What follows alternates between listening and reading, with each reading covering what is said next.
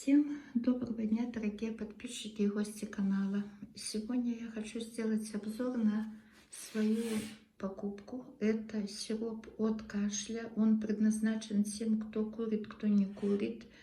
Я не курила никогда, но многочисленные простудные заболевания дали свой результат на горло и на бронхи. Все равно есть какие-то остаточные явления остаются, и, конечно же, не такое дыхание уже, и как у молодых. Вот я купила такой сиропчик. Я вот сейчас сделаю распаковочку. Тут они положили какой-то подарочек еще.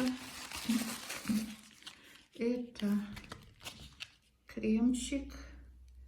Написано омолаживающий с гиалуроновой кислотой. Для здоровья и красоты вашей кожи, стимулирует выработку коллагена и эластина. Способствует для регенерации клеток кожи. Активно омолаживает. Небольшое количество нанесите на чистую кожу шеи и зону декольте. Нежно массировать до полного впитывания, уделяя внимание проблемной коже. Эффективно использовать на ночь. Ну, конечно же, я его буду сначала тестировать на изгибе локтя. Посмотрим.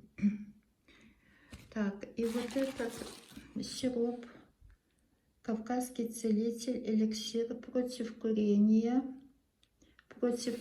Возможно, он сдерживает курение. Значит, что здесь пишут? На основе сбора кавказских трав, которые издревле применяются в народной медицине,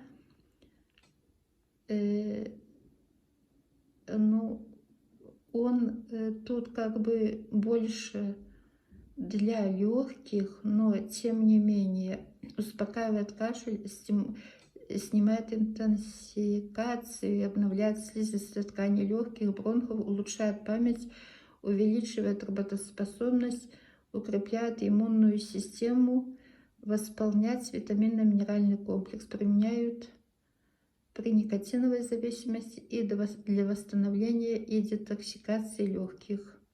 Я читала отзывы о них. Некоторые покупают и говорят, что натощак, вот 1 чайная ложка натощак, принимать 3 раза в день натощак. Ну, надо пробовать, так как это все лекарственные растения, чтобы не было этого самого аллергии. Из чего же он состоит? Чабрец, то, что мы делаем свои сборы: крапива, тысячелистник, зверобой, эхиноцея, листы эвкалипта, грецкого ореха, подорожника, малины, мяты перечной, плодов можжевельника, дягеля и змеевика.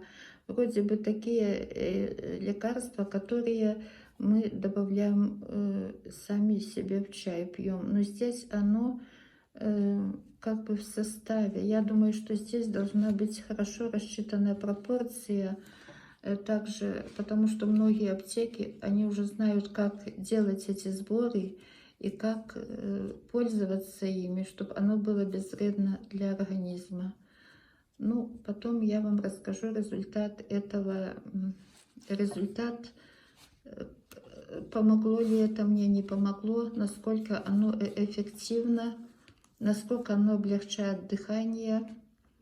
Вот. Все. На этом я свое коротенькое видео заканчиваю. Всем здоровья, добра, мира, благополучия, успехов в работе, денег, чтобы хватало на жизнь и на отдых. И здоровья семьям и вашим детям. Всем пока.